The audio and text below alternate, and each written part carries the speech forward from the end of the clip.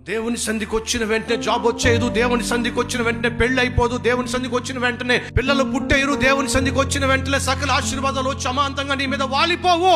దేవుడు నిన్ను చూస్తాడు, పరీక్షిస్తాడు, గమనిస్తాడు, గుర్తిస్తాడు. నీ భక్తి అసలైందా? వరాల కోసం వస్తున్నావా? వరాలు ఇచ్చే దేవుడి కోసం వస్తున్నావా? దేవుడు పరిశీలిస్తాడు. ఈ పరిశీలించే పరీక్షించే కాలములో నీ విశ్వాసాన్ని నువ్వు నిరూపించుకోవాల్సిన బాధ్యత నీదే.